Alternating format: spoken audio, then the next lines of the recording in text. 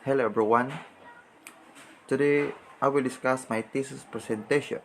By the way, I'm Jamal Timapande, fourth year chemistry student of St. Joseph Institute of Technology. My title of my thesis is Impact of the New Normal Education on the Academic Performance among fourth year criminology students of St. Joseph Institute of Technology, year 2021 to 2022. Introduction. With the new normal education system, the COVID-19 pandemic made a huge impact on people's lives, particularly the students' academic performance as they learn on their own pace and prepare for an uncertain future. In terms of academic performance of students, the new basic education appears to be the one of the problem that students are still currently facing and adjusting. The researcher, as a student, experienced the difficulty of the new normal education, reducing his learning and social skills day by day due to the disadvantages of the pandemic, particularly the important aspects of having complete necessities and needs as well as the stable internet connection and complete gadgets in order to survive a school year. Conceptual framework. The conceptual framework is necessary in order to visualize and interpret objectively the process involved in this study. The main goal of this study is to determine the impact of a new normal education on academic performance among fourth-year criminology students of the St. Joseph Institute of Technology, year 2021 to 2022. Specifically, it sought to answer the impact of a new normal education on the academic performance of fourth-year criminology students, the significant difference between the level of academic performance of criminology students before and during new normal education, and determine the level of academic performance of fourth-year criminology students in the new normal education. Statement of the problem. This study aims to determine the impacts of the new normal education on the academic performance among fourth-year criminology students of the St. Joseph Institute of Technology. Specifically, it sought to find the answer to following questions. Number 1. What is the impact of a new normal education on academic performance among fourth-year criminology students of the St. Joseph Institute of Technology, year 2021 to 2022? Number 2, is there a significant difference between the level of academic performance of criminal students before and during new normal education? Number 3, does the level of academic performance of fourth-year criminal students increase in the new normal education? Research design. This study will apply the use of descriptive type of research in identifying the impact of new normal education on academic performance and its consequence to fourth-year criminal students of the St. Joseph Institute of Technology. Several past research indicate that COVID-19 has turned into a global health crisis. Nearly 36 billion individuals has been infected and over 1 million have died of October 6, 2020. This amounts to over 325,000 sick people and 6,000 deaths in the Philippines World Meter 2020. Most countries has been chosen to use quarantine protocols and temporarily close their educational institution in order to stop COVID-19 from spreading. As a result, more than billion students around the world have been affected. The scripted method is a fact-finding study with the adequate and accurate interpretation of the results. It describes with emphasis on impact of a new normal education on academic performance or activeness of students. Since this study focuses with the impact of a new normal education and its consequences to the academic performance among fourth-year college students, this method helps to determine the impact of a new normal education on academic performance, and this is the most appropriate method to use. Research respondents. The respondents of the study are the 100 students enrolled in criminal students course in St. Joseph Institute of Technology in academic year 2020 to 2021.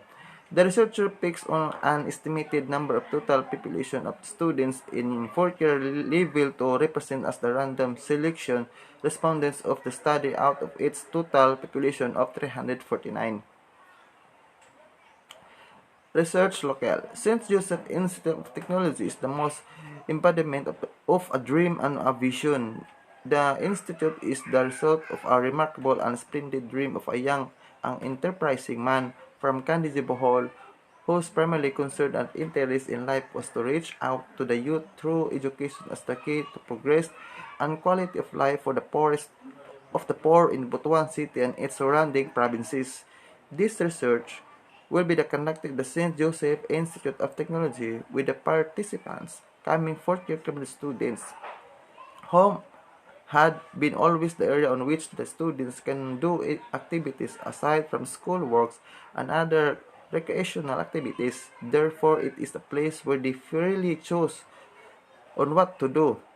With the current shifting of learning set up, students become more susceptible and procrastination as an impact of a new normal education, not just because of the loss of the place where they can set aside their school activities, but as well as due to varied factors such as financial status, distractions, and even their general behavior towards learning. To name a few, students were staying at their home since the vicinity were located at urbanized area, and with a lot of time on their hand, it became a habit of the students.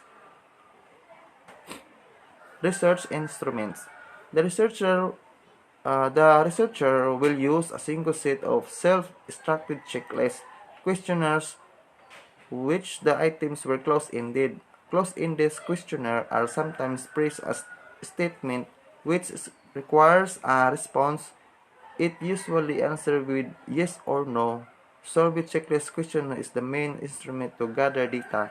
The questionnaires include several inquiries about the impact of a new normal education on academic performance of students. It will give in to selected respondents from criminal students of St. Joseph Institute of Technology. The instrumentation being used will give way and support in retrieving data for the research. Data gathering procedure. The researcher will create a self-structured checklist questionnaire as a research instrument or tools to gather data from selected respondents of criminal students in St. Joseph Institute of Technology. The checklist was made to be answered through online platform via Messenger. Also, some data and information of this study are coming from reliable source of online website and articles by professional that is related to the study. Ethical consideration. This document confirmed that the purpose of this study is to determine the impact of a new normal education on academic performance among fourth-year criminal students as a part of the requirements of the St. Joseph Institute of Technology. Researchers explained to market owner the purpose of the study, the right to refuse participation, the right to understand the limits of confidentiality of this study, and the right to receive a copy of the research and provide the results. I will explain if they want this of research. The owner of indicate their willingness to cooperate and sign a declaration of consent that they will not be enforced in any way. CT 2016 mentioned that ethical considerations are an important factor in any study.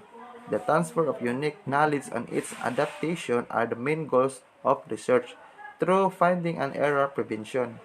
In addition, ethics allows researchers to develop co-formulation for research with the help of teachers, colleges, and others with research experience.